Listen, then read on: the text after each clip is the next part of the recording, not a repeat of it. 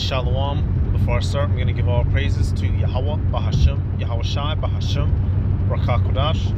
Double honors to the elders and apostles of Great Millstone. Peace, blessings, and salutations to all the Akima Akwath, learning and teaching in truth and sincerity. Another video through the Spirit.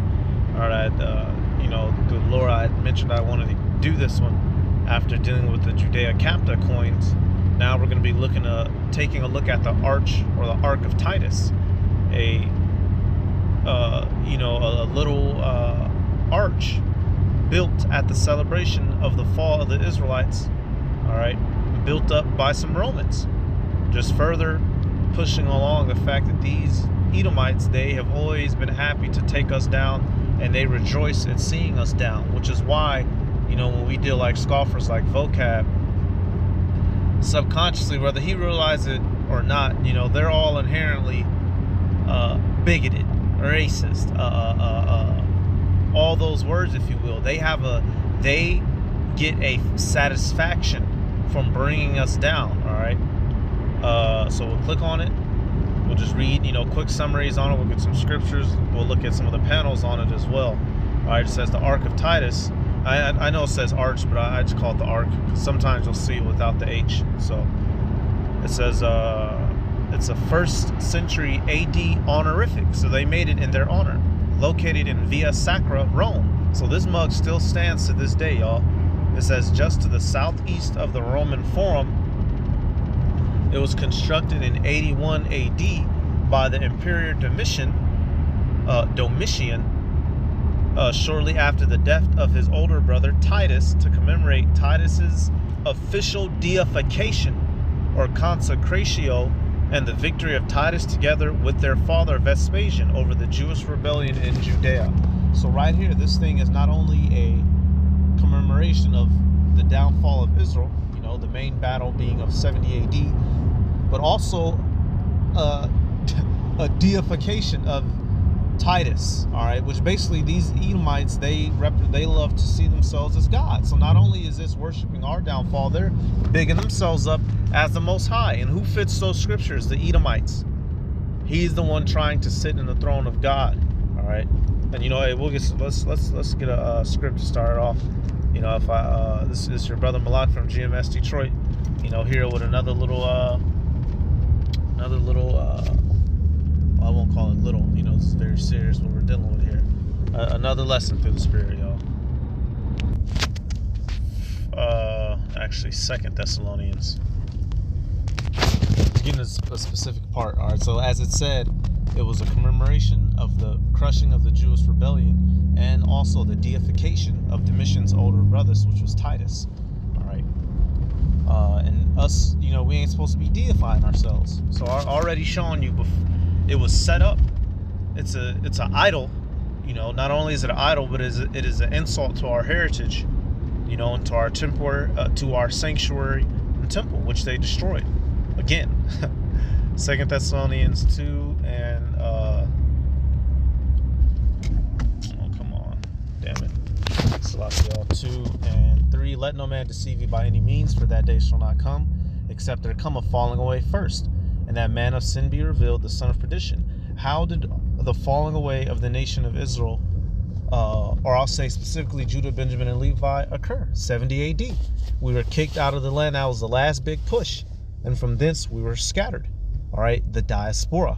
All right, obviously, Northern Kingdom had been split by then, but the diaspora for Southern Kingdom kicked off in 70 AD. After that, Jake had to run. All right, Jake had to get on the run. All right, and that man of sin that is now revealed in these last days and times, Esau Edom, we know him to be the so-called white man, whether they want to believe it or not. And he's the son of perdition because he causes destruction, which ultimately he himself will be destroyed. He's the son of perdition. That's what he's going to go into. All right, whoso opposes and exalteth himself above all that is called God, or that is worshipped, so that he as God sitteth in the temple of God, showing himself that he is God. And I'm reading it like that for a reason. He wants to, Edom is trying to present himself as a God. He's trying to deify himself in the eyes of the world by removing us, our landmark, our heritage, taking it over, claiming it for himself and claiming to be the chosen, which he is not. All All right, you get to see a picture of it here, and that's the map of where it's located in Rome. All right, and you know, this thing still stands to this day. All right, showing you, you know, they don't give a damn. They don't give a damn about us. They would have took it down. All right, so let's read. It says the arch contains panels depicting the triumphal procession celebrated in 70 AD after the Roman victory, culminating in the fall of Jerusalem. So and we're gonna go look on some of those pictures on Google too. It's full of little carvings of, you know, depictions of them doing us bad.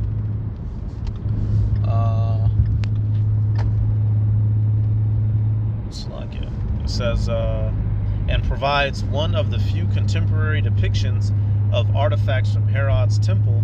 Although the panels are not explicitly stated as illustrating this event, they closely parallel the narrative of the Roman procession described a decade prior in the Josephus, the Jewish War. You know, so let's come down. It says, it became a symbol of the Jewish diaspora, and the menorah depicted on the ark severed as the motto for the menorah used as the emblem of the state of Israel. So right here, the key point being is that it became the symbol of our diaspora. All right, it became the symbol. Matter of fact, and we're gonna scroll down. If I remember correctly, there's a part in here that lets you know they wouldn't even allow us, you know, so the Judites, Benjamins and Levites, the Israelites that are left in the land, we were banned actually from walking under it. All right, so we'll go into the history a little bit. It says, based on the style of sculptural details, Domitian's favorite architect, Rabirius, sometimes credited with the Colosseum, may have executed the arch. So the same guy who built the Colosseum very well probably built this. Jumping down. We don't need all this shit in the middle. Okay, right here. Right here, this last paragraph down here, I'm just highlighting this. It says, at an unknown date, a local ban on Jays walking under the arch, and really this is us the Israelites, but I'm just using it, you know, so they don't take the video. Walking under the arch was placed on the monument by Rome's chief rabbinate. This was rescinded on the foundation of the state of Israel in 1948, and at the Hanukkah event in 1997, the change was made public. So basically, we were banned from walking back. We were banned from walking under it, us, the real Israelites, specifically Judah, Benjamin, and Levi that was left in the land. But they took the ban off when those Amalekites got in the land in 1948, showing you, you know, these devils, they think they're slick, but they're not. But we were literally banned from walking under it, y'all. That's how much they said, you niggas, you can't even walk under it. We don't even want your feet to come near it. You know, we can't even walk around nowhere in America, and that's why, and not even America, throughout the planet, he deems us as the criminal, the bad guy, the slave. You see this in today's time. You go into a store, who's the first one they looking at? You, your brown, medium brown, and light brown ass, or whatever shade of variant you are. All right. Description.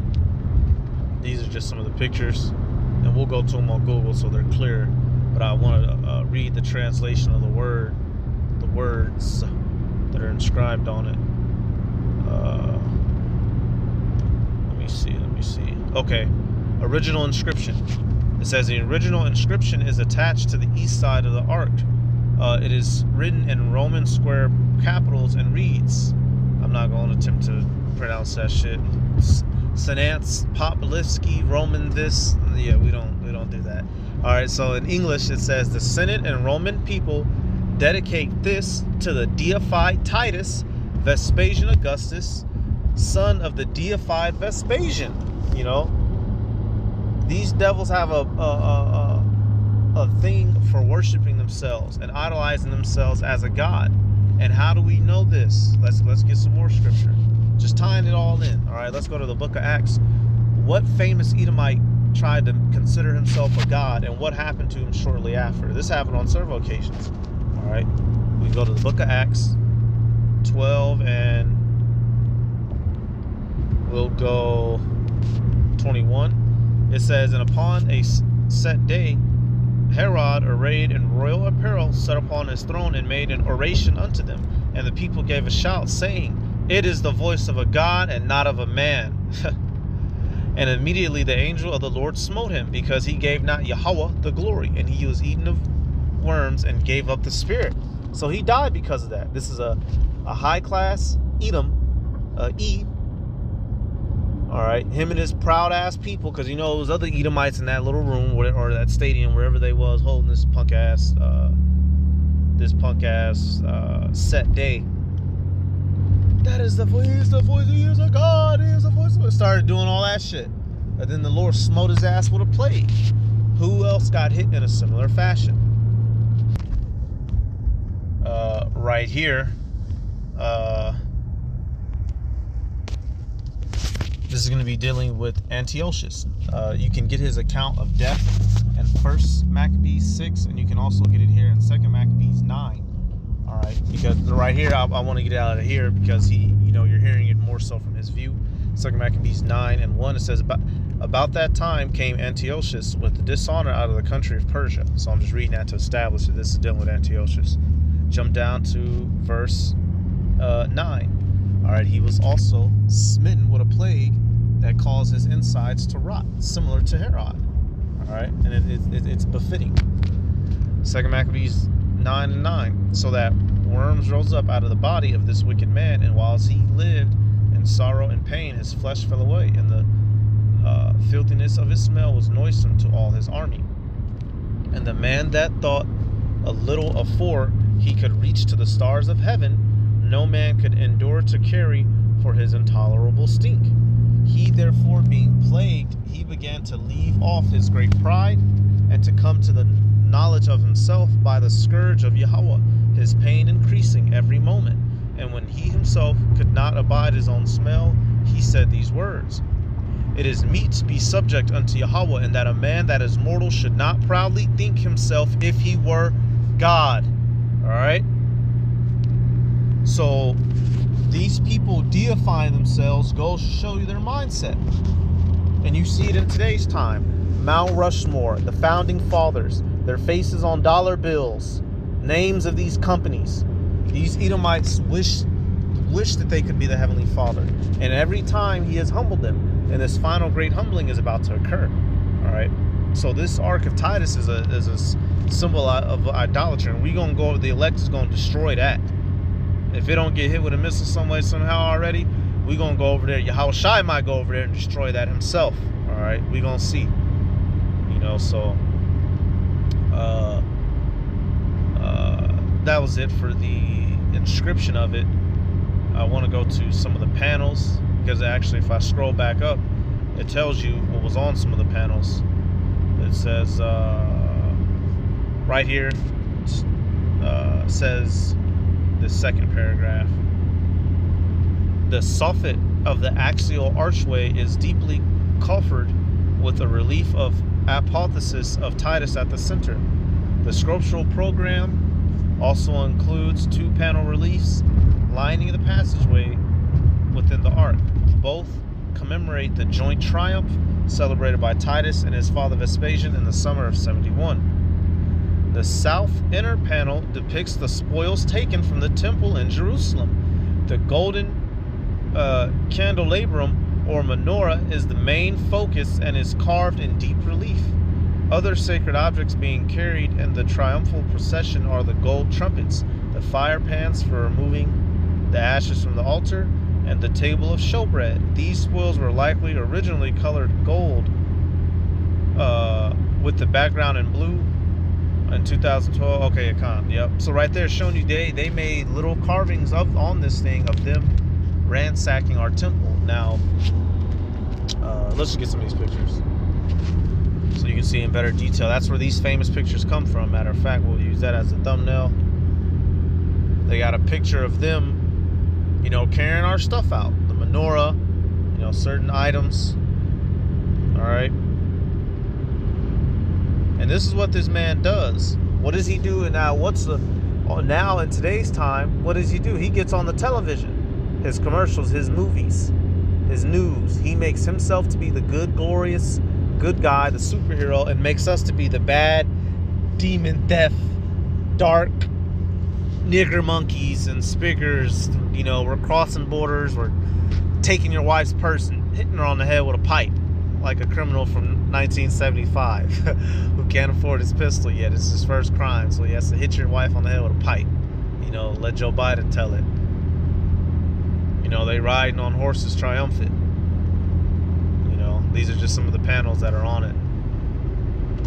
Motherfuckers, man. Hey, we're gonna do the same thing in the kingdom to come. We're gonna have now it's not gonna be idolatrous. We're not gonna, you know, make deities of ourselves, but we will have commemorations of the downfall of Edom. All right, we will sing songs of the downfall of Babylon. All right, y'all was rejoicing at our downfall. We gonna rejoice at y'all's. And I'm just scrolling through slowly, you know, so y'all can take a look.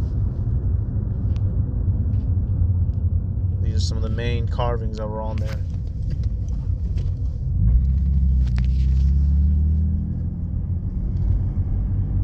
All you gotta do is type in Arch of Titus panels and they'll pop up. You know. And these are some of the other smaller ones that are on there. It has, I believe that's Titus with some like eagle wings upon him. You know why? Because the eagle is their animal. Yep, that's exactly what that is. Titus with an eagle before him. You know. All the scriptures, hey, everything is, he's considered the eagle for a reason. All right. He's considered the son of perdition for a reason. He's the proud one for a reason, the wicked one for a reason. Everything lines up. But then when we point this history out, we're crazy, or we're you all not bringing it down right. No, we're breaking it down right. You're just scared, and you don't want to be recompensed for this. All right. So, you know, I just wanted to bring this to light, to what the Arch of Titus is, if none of y'all have actually, you know, taken a good solid look at it. All right. So with that, you know, let me see. I'm gonna get this actually real quick.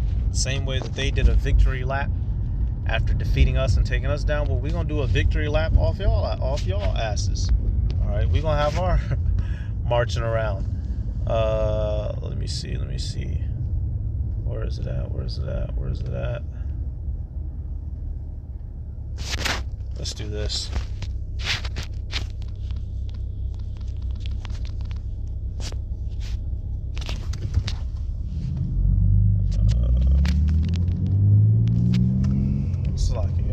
There we go. Oh, I didn't go down far enough. Oh, okay.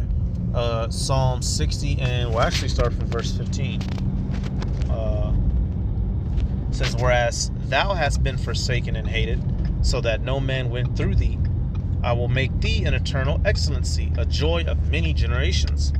Thou shalt also suck the milk of the Gentiles, and shalt suck the breast of kings, and thou shalt know that says that Yahweh Bashem Yahweh Shai am thy Savior and thy Redeemer, the mighty one of Jacob. So for us, sucking the milk and the breast represents what? They're going to give us their goods and riches. We're going to come out of this great galactic World War III battle as the victors. And Edom and the heathen will all have to submit and bend the knee, if you will, whether they believe that or not, or whether they like that or not. It doesn't necessarily matter. We didn't want to accept the fact that Jerusalem was about to get invaded and destroyed, and we still had to deal with it. So E is going to have to accept the fact that his country and the grip of his grip on the world is going to fade and fall, and ours is going to begin and prosper. All right, so we give all praises to Yahweh, Bahashem Yahweh Shai, Bahashem Rakha Kodash. Double honors to the elders and apostles, very millstone, peace, blessings, and salutations to all like the Akim wa Akwa, learning, teaching of truth and sincerity, Shalom.